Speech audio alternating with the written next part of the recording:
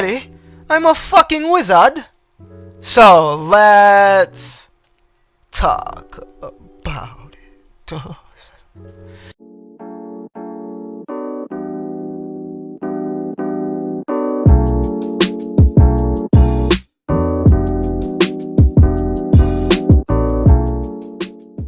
Dive into a mysterious crafted VR fantasy world, greatly expanded upon from its previous generations of the game, with major updates since its original release. Waltz of the Wizard includes hours of rich fantasy content, cutting-edge VR features, and many curious secrets, inspired in a world inspired by the atmospheres of Fantasia and Harry Potter. Combine arcade ingredients into a bullying Cultron with the help of an ancient talking skull.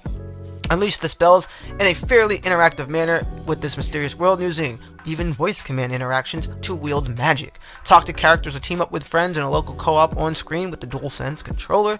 And just to fire a quick list rapidly off the game's features, we're going to get into it. It has cutting edge voice, eyes, and gesture interaction abilities, large campaign with storyline, combat, and challenges, hundreds of voice interactions, infinite level generation mode for endless funs, eye tracking interactions with characters and magic, dozen of unique haptics like headset rumble and adaptive triggers, which to be fair I barely noticed, and a team up in asymmetric co-op.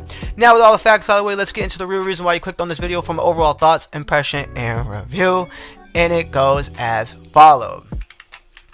I constantly refer to Waltz of the Wizard as Legendary Tales at home because the funnest parts I had in this game was navigating with the combat mechanics in the dungeon crawling experience. Despite not knowing anything about this old ass game other than it was an old and duty-fied ass game, I walked away pleasantly surprised. The endless scavenging around the tower, looking for that next secret or that hidden portal, messing around brewing potions with the Cultron, unlocking the different spells and those interactivity moments. The game, despite showing its age, has a pretty impressive list, especially once you unlock the voice commands, which actually surprised me, and it's something that VR games don't really incorporate or spend much time trying to add to their games. So I fully utilized that, and I actually utilized it a lot more than one would think by calling for lightning powers or tornadoes or swords or magic hats, the fucking peace pipe, fireball, shields, etc, etc. It did make me feel as a powerful wizard, which for obvious reasons in the title,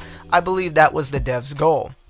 The gameplay runs buttery smooth, no frame rate drops, no crashes, but due to the nature of it being very physics based, with a lot of physical stuff going on, you're picking chairs up, you're fucking throwing shit around, you can occasionally run into a bug or two. There's a decent amount of accessibility features, from snap turning to smooth turning, for each level of VR gamer. And as far as replayability in this game is, you do have the infinite dungeon crawling mode, but with repetition of anything, it could potentially get old fast, as I took on the full story based dungeon of like the dungeon crawling mode in one playthrough, and it's like 40 levels I believe, and eventually it became monotonous, boring. But the devs did constantly try to spice it up by introducing boss fights and new spells as you unlock, which gave me more motivation than it just being duty-fied garbage, dumpster diarrhea, slava juice, swava ass, swamp ass, asses on my pimples, shitified chips.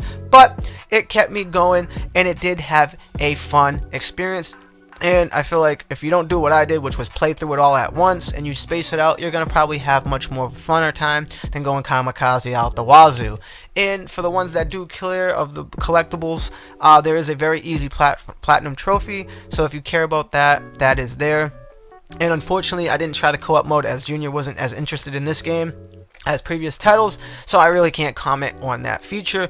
And with all that being said, in the totality of the game, with the hidden Easter eggs and all the crazy stuff going around that you just have to kind of explore and play throughout, the duty-fiedness of the textures looking bad, but the game still isn't like that bad looking. It definitely seems like a PS1 game upscaled, but for the remainder, in the totality of the circumstances, I left really surprised and entertained. We here at NGI give Waltz of the Wizard on the PSVR2 a 7 out of 10. Make sure you stay up to date with all the latest in gaming tech news and reviews. Smash that like, and as always, subscribe. God bless and peace.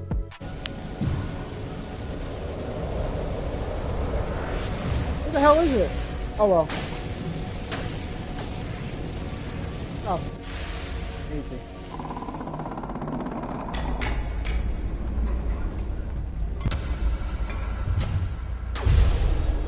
Petty defenses seem to not face this creature at all. Indeed. can't stop me. I want a Pop-Tart, bitch, I want a Pop-Tart.